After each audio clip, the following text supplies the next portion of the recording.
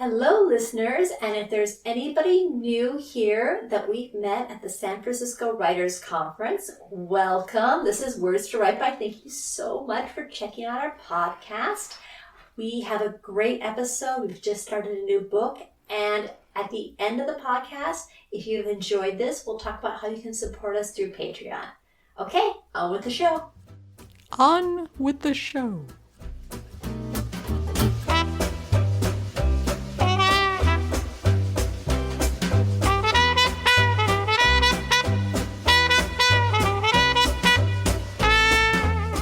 Is there a writing craft book on your bedside table?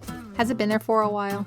Do you keep meaning to get past chapter 2, or chapter 1, or just the first page? Then the Words to Write By podcast is for you. Hi, I'm Renee. I teach composition and creative writing to college students. My background is in poetry, but I'm working on my memoir. And I'm Kim. I'm trained as a science journalist, but now I'm trying my hand at short fiction. Each week we'll be tackling a chapter of some well-known, but perhaps not so well-read, writing craft book. Together, we'll uncover brilliant insights, face the hard truths, and totally disagree when the author is wrong. This is our podcast, after all. And then, we're going to take what we learn and apply it to our own writing. By doing the book's suggested exercises. We're inviting you to read along, or just tune in for the Cliff Notes version. We're committed to improving our own craft, one writing advice book at a time, and we'd love for you to join us.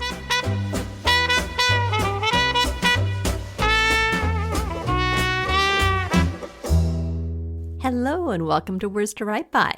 Hello, dear listener. We may be a bit rusty. Renee has been traveling Europe, and we have not been recording for a little bit. We did record while I was out there, though. Yep, and we really discovered how great it is to have microphones. Yes, the sound quality is very different. So when you were traveling Europe, did you keep with your journal writing and everything?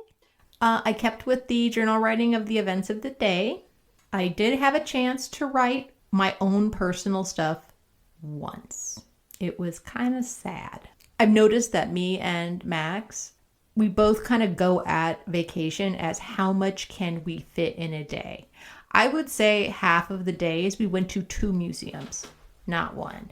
We were like walking and going from place to place. There is just no time to sit. And it's not even just time. It's like you need that mental space. You can't just say, okay, I'm going to stop by in a cafe for 15 minutes and just write. Or some people can, but not me. Not me. Anyway, so now I'm back, but I have started waking up because of the, time difference. I wake up at 4:35 in the morning now, and I'm trying to keep that up because it's great. There's no phone. I don't have to check my email. Like I've got a whole 2 hours just to myself, and that really does make a big difference. Fantastic. How about you, Kim? What words have you written? So I had kind of an opposite effect where the rest of my family took a vacation this past week and I have been alone in the house. When the cat's away. It's not that I've written that much, but I've realized I've been able to spend a whole day is just focused on my book. And every little offset, like I should check this one out, or I need to work on this, or this is an issue. Like I've had the time to do it. So I miss them, but it's been great. I won't tell them, I promise. Okay, that's good. Well, on to the episode. In today's podcast, we give our first impressions of our new book, Jack Bickham's Scene and Structure. And enthusiastic students that we are, we identify his central thesis. Then it's on to chapter 2, where we answer some novice novelists' questions and discuss Bickham's approach to openings. For our exercise, Kim Bickhamizes her new novel's opening page. And as a bonus, Renee has a message for any former Borders employees who had to work the late-night Harry Potter shift. On to the new book. The new book! The book, by the way, that we're talking about is Jack Bickham's Scene and Structure. Jack Bickham's Scene and Structure. And if you have not listened to our introduction and interview, you should go back to one more episode, and then you'll hear all about the book and why we chose it. Mm-hmm.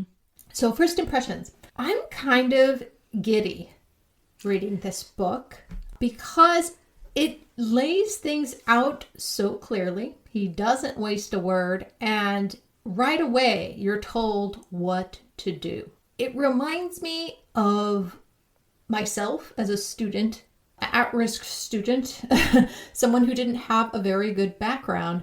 And I went through college just being like, why don't you just tell me what to do? I didn't learn until later that the kind of teaching a lot of colleges do is called inductive learning, which is they try to get you to discover it for yourself. I don't got time for that crap. I really don't, and I don't like that. So me and all my ESL students, I got your back. You take my class, I gave you both inductive and deductive learning. This book is all deductive learning. Well, what I noticed first when I opened it up is that it is single spaced. Like all the other books we've had are double spaced, and there's this beautiful white space, and this is like, nope, we've got too much to fit in here. We're just going to single line space it. And you said this was actually a product of the Reader Digest company? Yeah. It's very Reader's Digest, isn't it? Yeah. That really tight writing. Yeah. It looks like it was done on a typewriter. The font even looks like that. That was the first thing I noticed was how much text. It's kind of like stereo instructions. The other thing is our previous books were much larger in scope or more broad. Ray Bradbury's was its own thing, but the art of fiction, he was going to cover everything a student needed. And here, Bickham's basically has a single idea, like a concept, and this book is all set to support that concept or allow you to apply that concept. Yeah, it's very nuts and bolts. It gets down to the nitty gritty. In fact, he covers the history of the novel, about 3 centuries worth, in about 4 sentences. No wasting time. Speaking about his overall thesis and all that, what did you find for that? Well, he doesn't quite say this is my thesis. So I'm just going to read a quote. And this is what I feel like kind of encapsulates the whole book. Structure is nothing more than a way of looking at your story material so that it's organized in a way that's both logical and dramatic. And to continue for a second, why do we need structure in fiction? Understanding. As writers, so our stories will hold together and make sense. We need structure so readers can understand the story we're reading and feel something as a result. That was what I thought was the thesis. Yeah, this is some vocabulary. He talks about structure and form. Mm-hmm. And he compares them to a house. So structure is the beams and the bolts and the things that go into building a house. And form is the style or what the real estate agent is selling. Yeah. And the thing he said about structure is it doesn't necessarily matter what's on the outside of the house. You're almost always going to be using these elements of structure within it to hold it together. Yeah. It is the basics of storytelling. Whatever story you're telling, you're going to still need these things. Mm-hmm. You can't have a novel without having words, right? So it just goes kind of beyond that. Right. So, okay, writing a romance versus writing a thriller. They have different forms. But in the end, your hero or heroine is on a particular arc. And even though in one case it's to save the world and the other one it's to get the girl, there are elements to both of those story arcs that are similar. That's the structure, and that's what he's going to be. Right. He also addresses even more basic form. They both have scenes. It doesn't matter if it's a Harlequin romance or a sci-fi book. Part of reading a novel is that there's scenes. And that's what I took as the thesis, which was there are patterns, structural patterns. And if you learn the structural patterns of a novel, it frees you to focus on the story you want to tell. It's like a lot of artwork forms. It's like if you want to be a painter, you learn technique for painting. And then if you want to go out and do nature stuff, you do that. If you do a portrait, you do that. That's the story. That's the concept. But you're still going to mix your paints and put them on your brush and use the various flicks of your wrist. And here he says, if we teach you the structure, you'll just be able to go to town on your actual story because that stuff won't get in your way. I actually remember that quote and I felt it was very empowering. I got a little push of, oh, I'll know what I'm doing and then I can do what I want. I got kind of excited. Before we go on, I wanted to mention that because this book is very practical, unlike Gardner's idea of like you do exercises that you're not really attached to because that allows you to develop your technique and your voice. In this case, most of the advice appears to be directly to the novel that you're writing. We'll see if this continues, but for right now, I think that we'll be able to use this information in this book to directly apply it to our current projects. And I thought before we go on, we just, in case anybody's new here, these are the projects we're working on. What's your project? What's your real writing project? My real writing project is the memoir. The beast that is the memoir. So, yes, I am working on that. And what are you working on, Kim? And I have a fantasy story. It's a classic. People get zapped into a fantasy world and have to fulfill a quest. Most of my stuff before this has been more literary. Speculative fiction. Well, not even just speculative fiction, but more Magical realism. yeah, like stuff that maybe this advice wouldn't apply to as much. Like short stories that had a little bit weirder structure. However, my current piece is all about scene and structure, and I think this is going to really help me. You know, I think this book is actually going to help a lot of listeners because there is a lot of books on process, and it doesn't take long for you to figure out. Yeah, showing up to every day is really helpful, but when you don't have the tools, it starts to wear thin. But this is like, I will tell you what to do. So, moving on to chapter 2, strategy, how to start your story and how to end it. He has some questions that novice novelists might ask. And I thought we could start by going through this and seeing, like, which of these 5 questions do you feel applies to you, Renee? Or which ones were ones that you wanted answers to? So your question was, do I have these questions? So these are the questions that seem to plague the novelist. Since neither of us have anything published, I think we could be novelists. Yes, we could be novelists. Novice novelists. Novice novelists. Novice novelists. Say that 5 times fast. No, don't. We don't have time. Okay, so the first question is, how long should my novel be? Kim, have you ever asked yourself that question while writing your novel? Only in the sense of, I've written 20,000 words, how many more do I have to write? But the other part of it is I tend to write long. So there's a lot of it, well, I'm getting to 60,000 words. I'm not to the midpoint of the novel. Is that a bad thing? But this strikes me as one of those questions that can be answered with a quick internet search, which maybe was not available back in, when was this book written? 1993? What do we got here? 1993, yeah. Yeah, this was probably actually a much more critical question back before you could Google it. Yeah, you could just see like a book and how big it was, but you didn't really know how many words it had. Mm-hmm. Meanwhile, we've got, where should I start my story? And this is, I think, the heart of this chapter. Right, and it is what has plagued me since the dawn of man. It's actually really hard for me to figure out where to start my memoir.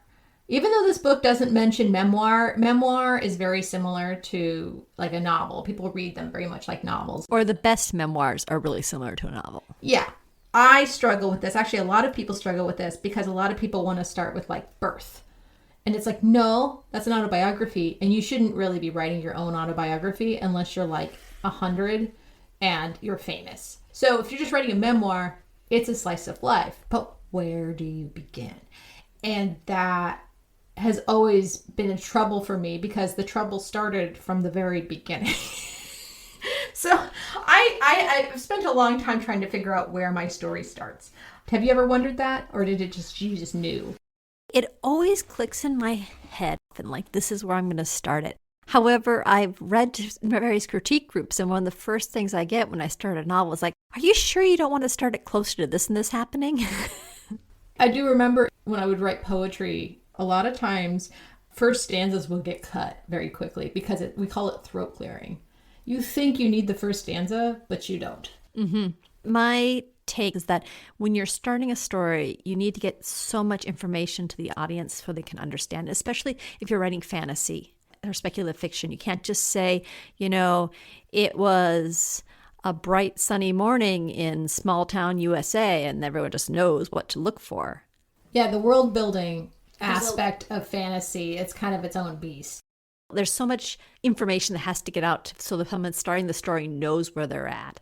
So my issue always in starting is how to fit all that stuff in. And then I'll read it to somebody and they'll say, oh, I think it should be close to this action. I feel like, but no, you only want it close to the action because you already know that they're walking on a cliffside next to a nuclear war zone or something like that. So while I know where I want to start my stories. I think I need to have a better idea of why I start my stories there. Yeah, info dumping is a thing, right? Like there's a lot of people, I haven't actually had to deal with any of this, but building that world, a lot of writers will do that thing called info dumping, and they tell you not to do that. How do you not do that? I have yet to find that advice. How and when should I end my story? Is this an issue for you, Renee? It was for a long time, but I figured it out.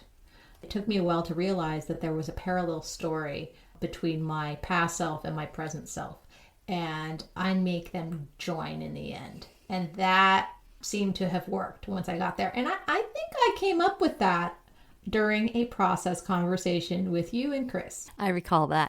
Again, this is one of the things where I feel like I know where I need to end my stories. However, having not yet finished a novel, I can't be 100% sure I'm right about this. Interesting. I'm sure it'll evolve over time. I have figured out where to stop my short stories, and I think overall I'm pretty happy with that. Do you figure those out like early on? Fairly early on, it just kind of occurs to me. Do you need a lot of subplots? Are you a person that naturally inserts subplots, or are you a person that has a hard time? I haven't thought of the word subplot in like 15 years. What does he mean by that? It's the second story. It's what the best supporting actor is up to. Give me an example. There is an emergency that this person has to attend to, but also in the background their marriage is falling apart. I see. Yeah, it never occurred to me to ask if I need subplots. My problem is there's just too much material, but I wouldn't call those subplots. I always get a lot of extra material too. It just kind of occurs to me, like various characters doing their own things, so they just kind of develop their own subplots. We'll see what that's to say to it. We'll see. Does it have to have a happy ending? Does it? Does it have to have a happy ending? No. Absolutely not. If you read my memoir someday, listener, it is not a happy ending. It has to have an ending. So no Neil Stephenson stuff. So what is the ending? So Bickham answers these questions, but before he gets those questions, we get his bigger picture, and we're going to pass that to Professor Renee to explain. Professor Nelson. So Bickham says that for maximum effectiveness, you should start your story at the time of the change that threatens your major character's self-concept. And what is a person's self-concept? It's kind of how they see themselves and fulfilling their purpose. The example he uses in the book is there's a secretary. But she's not a stripper, and she's not a disgruntled housewife. She actually has a real job, and you could probably switch this person out with a male office worker that's facing the same issue. Yes. I was like, great. It's a woman that's completely boring and has no sexual tension obviously associated with her. I was all for this. And in response to that, I will say that he uses the she pronoun and the he pronoun throughout his chapters. He makes a point to switch them, so everyone's included. How lovely is that? What a concept. This guy's a know. genius. Yeah. I appreciated hearing a her once in a while. Anyway, so the secretary feels that she's very efficient on top of everything, and then the office gets computers. Dun dun. So 1993. Yeah. And then she has to like adapt, but she's got her own thing. No, I'm efficient. I know my system, but the computer is threatening to her. So this is going after her self-concept as like the best secretary ever. And so the story starts when the computer is crashing on her or whatever, and we see her self-concept being in jeopardy. Right. And that change has to be external, apparently. And I came up with some examples of this in other forms of literature. At least I think it fit. So the most popular, Game of Thrones. The king comes to get Ned when he's considered himself retired, and he sees himself as a protective father and is afraid he won't be able to protect his children from court life. So they're isolated, they're safe. He's already had that world of danger and he's survived the war and he thinks everything's fine. And then his buddy, the Robert Baratheon, I believe, comes in and says, "Will you be my hand of the king?" And that's just going to open up a can of worms. Another one was Outlander, if you like some time travel porn like I do. Claire sees herself as a woman of science and a wife ready to start her life post-World War II. But her concept of being a wife changes when she travels back in time to a world of war and love and marriage. So I found a little counterexample here, which is Bickham's idea is like before your story, the protagonist has a self-concept that they are comfortable with and that they like, and that then something externally disrupts it, and that's going to propel them. But I wonder if he's missing a whole second side, which is that all the people out there that have a self-concept that they don't particularly like, and they want to be something different. And the novel starts where they have the opportunity to change.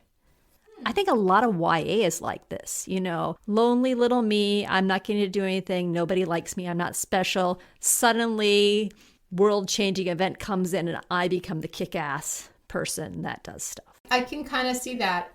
I hate mentioning Harry Potter, but that is pretty much Harry Potter, right? He's living a crappy life and then he gets elevated to wizard status. I'm trying to think of others. The Giver? Yeah, that's, that is interesting. The Bridget Jones Diary. Bridget Jones' Diary? That's not young adult fiction. I mean, there's a lot of women's fiction, or there's a lot of women's fiction that starts with the protagonist taking stock of, back in college, I was on track to be a head lawyer, and now I'm at home with 2 kids. How did this happen? Well, that's the classic scene and structure Bickham plot. You're right, but they've been this way for a long time. Their self-concept has changed from what they idealized it to be to something else. I mean, was their self-concept threatened by the external change, and in them adapting to it, that's how the end of the story happens, is when they've adapted to the external change in some way. But what if the external change is the opportunity to change? So it's not threatening, but it's a chance to make things right. Then it's a happy ending? I'm saying this instigating moment. Because this concept here is that, something bad happens, something changes, and then they need to struggle to get back to where they were. But what if they've been in a place where they don't want to be? Right. And now's a chance to remake themselves. Kind of like crawling themselves out of a bad situation.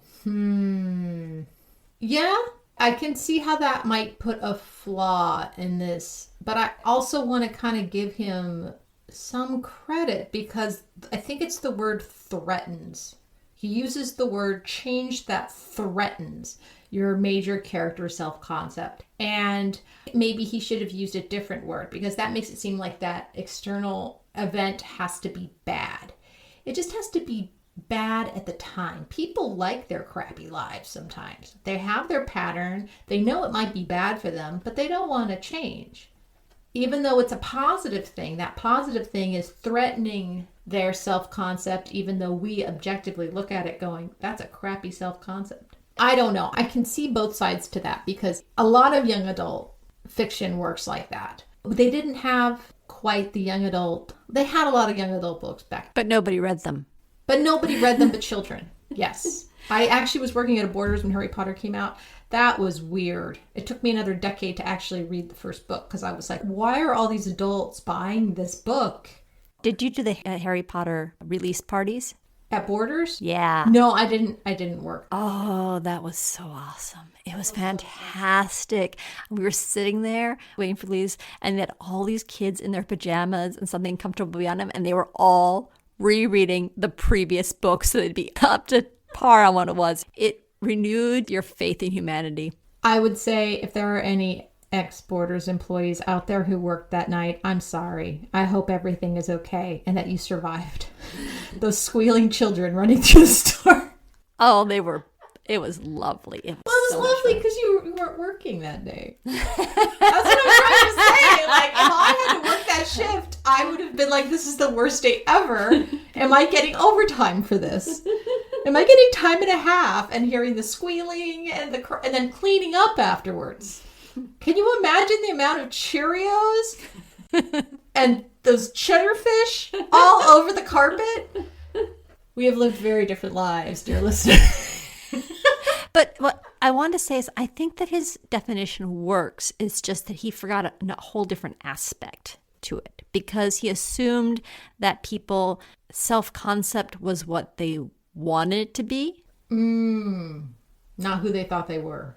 That you can tell a story from someone who everything was going well and they liked their self-concept and then it was threatened and they have to recover. Mm-hmm. Or you can go by someone that really doesn't like their self-concept. They're not very happy with it and they get a chance to do something else. And you're right. Most opportunities also have the edge of it being threatened. Even if someone doesn't have very good self-concept of themselves, still it all works. So even if you have an opportunity to be something better than that, you still have the risk of leaving behind something you're comfortable with. Right. But I will say for memoirists, even though he doesn't even mention memoir, to me, this really spoke to me. It's like, oh, that makes sense. If you're writing about identity, especially, you need to know what your self as a protagonist, your self-concept is, and see how it's threatened. That totally makes sense to me. Now, I'd like to contrast his attitude about where you start a story with the most common advice that I hear, which is you start it as close to the action as you can, or you... In medias res, in the middle of things. In the middle of things, yeah. And I don't think they're mutually exclusive, but just because something's happening, that isn't necessarily the moment that the central character feels their self-concept is in jeopardy or is reaching for a new self-concept. Right. The rule is that you start as close to the action as possible, and that grips the reader. But Bickham says that you should start with the external factor that is threatening the character in the very beginning. Which could be actionful.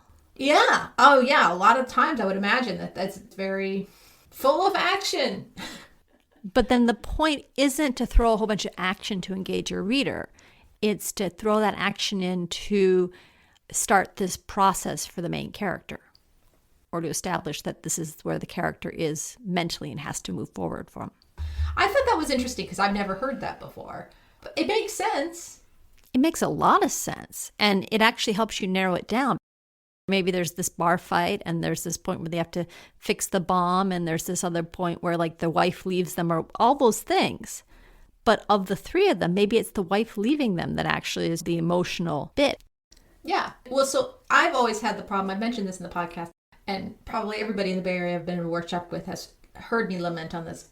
It is the problem with the point. What is my point? What does my character, as me as a character, maybe as a child, want? And I'm like, I'm a kid. But this makes so much sense. It's like, oh, I can start with what my past self's self-concept was and how was that threatened. And suddenly my brain just started putting things in order. I have to write them down.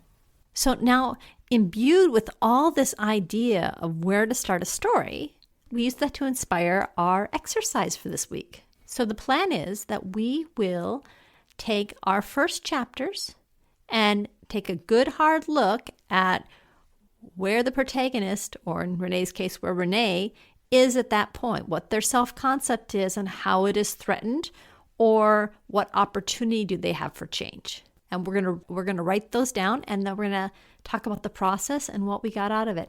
I think going forward that my goal is to follow the advice in this book as closely as possible. This chapter has a really nice game plan section. It's literally called a game plan. So it should be easy to find. And it asks you questions about your story. Like, think hard about your most major character and what makes him tick. I actually, in my notebook, I just started like answering these questions. And it was a really good exercise. And I'm hoping that I continue to use these questions, these sort of bullet points, to go through my own work and pull out the most Bickham approach to the story. And maybe I'll use it, maybe I won't. But I'm going to go all in on what he's suggesting and see how it turns out. So, we talked about Bradbury and how you have to kind of read it slow or read the chapters multiple times. He talks in metaphor. There are no metaphors in this. When you read it, though, you should read it with a pen in your hand and a pad of paper next to you, because he's going to just throws activities at you. He bullet points and numbers them. But just reading them is not enough. You actually got to like follow through. That's my advice here with this book. It's not dense in the sense that it's difficult to understand. It's just the amount of information he's giving is, although valuable, is quite a lot. Okay, so let's get to writing. Let's get to writing. Well, we're back to writing exercises and all the work that entails. Yes. But it's a little different when you're doing it on your own stuff because it's not just something that's sitting there, but you kind of potential like, oh, this could work. Yeah, it's harder when it's your own stuff. It always is. So in the Appendix 1, Bickham gives 2 examples of how to start your story. And one of them is very short. It's from his own piece called Drop Shot. And I think this makes sense just kind of to get us in the mood for evaluating these, but just to read it and to read his commentary on it. This is excerpt 2 of Appendix 1. Yes, there's an appendix and there's lots of examples, line by line. So what we're doing today is rewrite our introduction so that it fits the structure that Bickham has proposed. And one of those things is to make sure that the external change that is threatening the character's self-concept is revealed very early on, and that through concrete details, the setting is put in place. So this is the very beginning of his book, Drop Shot. Al Hesser's letter arrived early on a beautiful October day in Dallas, the kind of day that makes you forgive the ugly sky anvil days of spring and the endless dusty furnace of summer.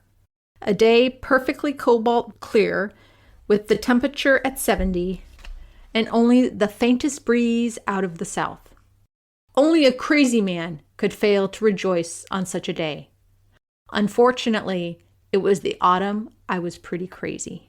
He says, lines 2 and 3, the change is specified at once with no delay of any kind, the arrival of the letter. The time and place of the opening are also set up in the first dozen words. Right. So it says specifically, the change is specified at once. Al Hesser's letter arrived early on a beautiful October day. And then he goes on to lines 3 and 6. Concrete physical details are designed to establish the setting not in the abstract, but in the gut level of physical sensing. Right. So, which is funny because he talks about the sky, and we've all been warned not to describe the sky. But it's a very beautiful sky, so it's okay. And he does use specific details. And finally, line 8, a second hook for the reader. What does he mean? He's crazy? Why is he crazy? A change in the form of a letter has already come, although we don't know its content yet. But as in the Higgins excerpt previously examined, the change hits a character already in an abnormal, threatened state. So the 3 things then are the change, some concept of where they are in discrete details with sensory details, and that they're in an altered state or they're in a different mental state than they want to be. Or to use this term, their self-concept is threatened. And it's important, I think, to note that we're adding the creative element in here, right? It's easy to look at formulas and think it must be stated out loud.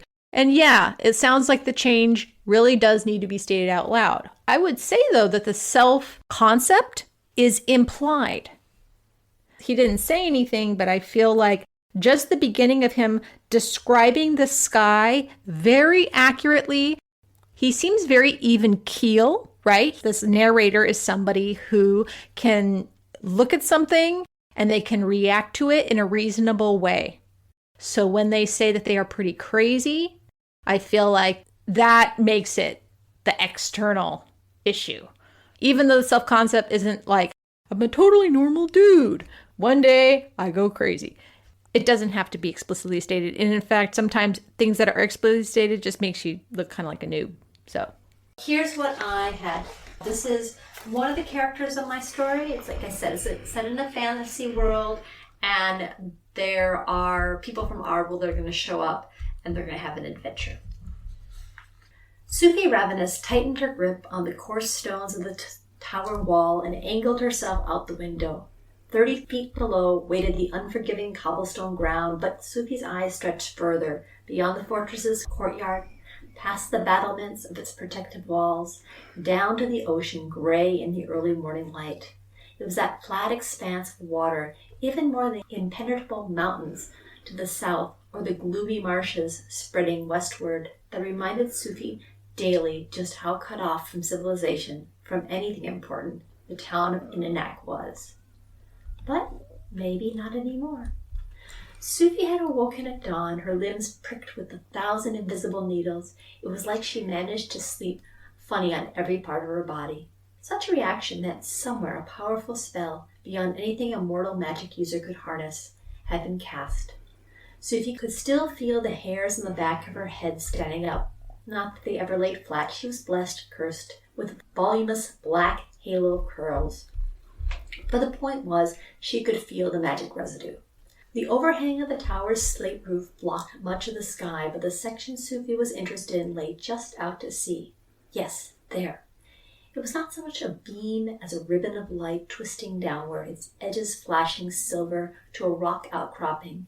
From her vantage, Sufi couldn't see the sand embankment that connected the tiny island to Inanak, but she could make out a corner of a gray stone building. She repositioned her hands and knelt on the window ledge. There was a stone missing and the gritty mortar dug into her knees. Sufi hugged the outer wall, her cheek pressed so close she inhaled centuries-old mildew that permeated the fort. Now she could see most of the hero's shrine and the ribbon connecting it. "The portal's open," she squealed. And then the precariousness of her position finally connected in her mind, and her heart went racing, not from excitement, but from terror. This wouldn't be a big deal if she'd been able to learn the Featherfall spell, but she hadn't. A pile of broken bricks on her window was all she had to show for a week-long effort. Not that that would matter. The heroes had arrived, and that would change everything. Wow. That felt very solid. Now, you'd read my original opening, too. Yes. This is tighter. I could see things. This is a much, I wouldn't say much better opening, because that's judging one way or another, but I think it's more carefully crafted. Given it's not a draft anymore, it's a revision. So, yeah, I am on board with this one. For listeners, my original version happened when Sufi's just about ready to go into this hero shrine and confront the heroes, but it basically follows a conversation where she is explaining that she was told not to do this. So they're walking and traveling, and I'm giving backstory. Right. But I was having to manage a whole bunch of different backstory. Right, you were managing a lot of the world building and trying to stuff in a lot of world building with just someone walking into like a temple. And there was another person there, so there was information about them, and it got you into the action, but this definitely, like you said, I pared it down to just like the most critical information. Yeah, I think that's really important in the beginning. I would say that a lot of sci-fi breaks that rule, and I don't think for a good way. People just tolerate it. I don't like those books, but this one is great because I feel like I'm getting to be in the world for a while before I get all of the rules of the world. You know, I don't want to have to take notes while I'm reading this book. This, though, I can totally see the things that Bickham was talking about. One is very like in your face, which is what he wants. After the first paragraph, you say, but maybe not anymore. You've said that there is a change coming. She's not sure if a change is coming, but she's anticipating one, right? So that immediately turns into the question, right? The reader question is, what is changing? And will it change? And then I want that answered later, which you do answer. One thing his example gave me permission to do was not to tell you exactly what the change was, not to explicitly state. So I originally had this written with a lot more dialogue and a lot more details about these people coming from our world to be heroes, and I cut that all out. I have just the fact that something has changed there, and then I've got the fact that there's this magic beam coming down and a portal is open. And at the last thing I say, the heroes had arrived and that would change everything. I want to just say real quick that in my classes when I teach, students think that tension or anticipation is a matter of withholding information from the reader. But what that does, what they end up doing is they withhold critical information like details. They withhold what's happening and going on. And I'm just like, I have no idea what's happening. And then they go, but I'm supposed to not reveal everything right away. It's like you're not revealing the things that need to be revealed. You're not hiding the things that need to be hidden. You definitely hid the things that needed to be hidden, which was good. You gave us what we needed to know, to be there. And when you hinted at it, it wasn't that you were withholding information. It's just that you're revealing that a change is occurring. Mm-hmm. So to me, anticipation and tension was set up perfectly. You don't need to state it out loud, right? You don't need to say whatever's going to happen. Mm-hmm. You gave enough. Or I didn't need to go into the backstory of, like, she had studied the heroes arriving before. Her grandmother told her about this. It was critical that they be let in. That there's a whole bunch of other world-building elements that I just completely cut out. I decided what I was going to concentrate on was to show that magic happened in this world. Yeah. And that it was medieval through the structure of where she was at. Yes. And not worry about any of the other particulars at that point. Right. And it could come in later. It'll come in conversation. It'll come in, in description. It'll come in with backstory. Honestly, I have seen stories, a lot of fantasy ones, that do that, where they're like, her grandmother taught her all this stuff. And it's within the first 4 paragraphs. And again, it feels like I need to take notes. You did comment that on my first draft. Like, wait a second, there's a whole bunch of details here. Do I need to know this later for a quiz? Yeah. So... But that's a familiar feeling for me when I'm reading a lot of fantasy and sci-fi. It's like, oh God, I have to take notes. This is very much what Bickham is asking you to do. You are giving details, but you're not bogging us down with, world building. You're just setting up the tension in a very clear, solid way. And you also gave fantastic details. Like, I know exactly where I am. And in fact, I loved where you started. So you did the double in Medias Res. You did the in Medias Res and you revealed the change at the same time. She's gripping on the core stones of the tower, angling herself out the window. That's the first line. That's awesome. Already I'm thinking she's an adventurous sort. Right. I wanted to establish Sufi's character. Very much too. And it was funny, some of the things that came out when I was writing this were things I hadn't thought before were important. Like, this is mostly who she is, but I'm really pushing these parts of her personality right away. Well, that's all going to become part of her self-concept, right? I would assume personality goes with that. Right. She's meant to be both someone that doesn't necessarily think things through, but is passionate. And the other element that I want to convey is that she's not very good at magic. Ooh, I like that. So, like, you're giving her personality, and that's already building the world for me. Like, who is this person? I'm getting to know this protagonist, but I'm getting to know them from the first line. And, my anticipation is fueled when you say, but maybe not anymore, because then I think, what is this plucky girl, woman? Plucky, ambitious, fearless person. What kind of trouble could she get into? Oh my God. A lot. So this is the book I'm getting into. And I've only gotten through paragraph 1 and a line. So I think Bickham, unfortunately, is dead. But I think he would like this.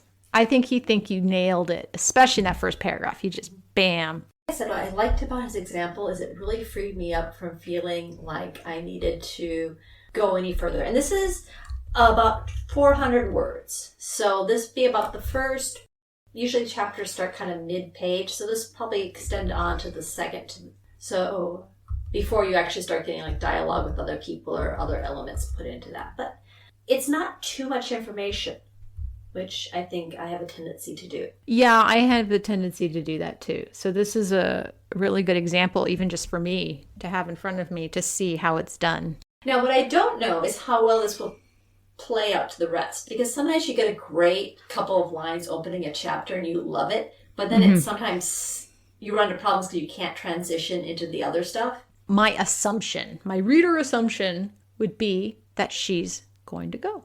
Okay, I'm getting off the roof, or I'm moving towards the next step, right? It doesn't end with her falling at this point and splattering on the ground, because that would be the end of the book. But That would be the end of the book. And no, she's too smart for that. She's a nimble protagonist. How did you feel revising this? Do you feel comfortable with the changes you had to make in order to fulfill his structure? my writing process was that I had this idea for the novel, and I wrote an original version of the scene. Like, this is the one that sparked my mind. I'm going to write this. And then I wrote a little bit more, and then I went back to the beginning and I completely rewrote the original Sufi character and the setting and all that, 'cause more stuff had gelled in my mind. And then by the time I gave that formal first chapter to you and my other critique groups, I was working on chapter 2, and now I'm working on chapter 3. And around chapter 3, I realized I have not fleshed out this town enough, or this fortress. So I've gone back and done a ton of research about what these places look like in my mind. So I knew that chapter 1 wasn't quite there anymore anyway. It was in the back of my mind that I needed to redo it, and it was kind of a nice little break. Like, I could actually go and redo some of the stuff at that beginning. So when you revised in the past, how different was the process of using reader feedback in the past, but now using the stuff from this book? This is different. Is Reader it? feedback is, I like this, but I didn't like this, or maybe you should do such and such. It's a lot of content feedback. So what's your process for changing stuff? So it's content feedback. I would have liked to see this person more. I didn't get enough into this person's head. I see. I would like to see conflict right here. Could you have started it with dialogue as opposed to prose? This is, regardless of the story, the structure you need to do is, what is the character's self-concept? What is the challenge to it? Now that you know that's the scene you're going to write. Critique stuff usually is like at the edges, or you need to think about something's wrong here, and you need to go and break yourself and figure out what's wrong and fix it. And this is someone giving you exercise. Write it according to these principles. Yeah. And that was helpful, you think? I would not have written this scene without that directive. Okay. It would have been rewritten, but it would have been something different rewritten. And how do you feel about, like, if you had to judge one or the other, do you prefer the one you've done with scene and structure, or just pure feedback? Because you're going to get both now. Are you going to keep this one? I think I'm going to keep this one. Oh, point for Bickham. But I also think that a dead author writing a book on scene and structure isn't going to be able to give me all the feedback that I need to revise my novel. So obviously, my critique group out there, I still need you. The love is still alive.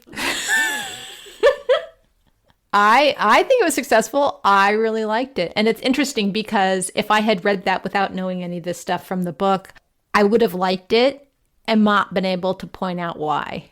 Mm-hmm. So Renee, you have a piece. Yes. From your memoir. You've rewritten the first section. And we are going to talk about that on our bonus podcast on Patreon. Renee, tell us about Patreon. All right, then. All right, listeners. Patreon has all the fun stuff. And if you would like to do these activities with us, which we really encourage you to do, because, we're just getting better every time. Come to Patreon and sign up for the Pinto the Fabulous tier, and then you can do these activities as well. And you'll get our feedback, just like you are hearing the feedback on the episode. Also, there's a lot more stuff in the book than when we talked about in the episode. So if you want to know about every detail of the book without actually having to read it, you can read my snark notes. What's awesome about that is they might be a little more entertaining than the book itself, because I get a little snarky, as the name implies.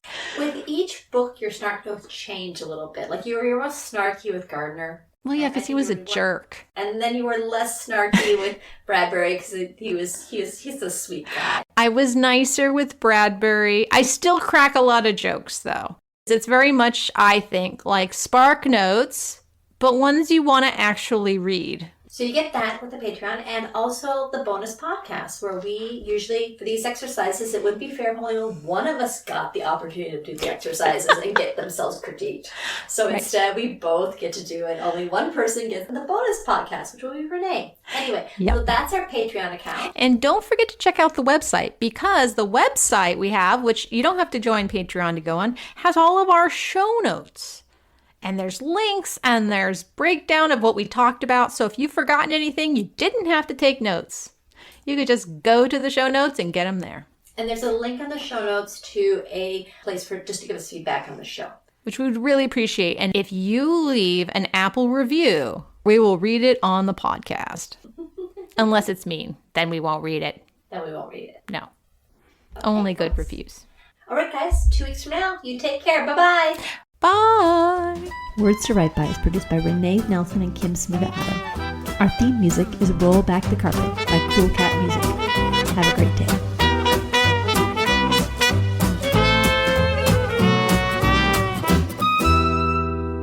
Or what would you call it now? DVD instructions? Oh God, I'm old. What's the next one up?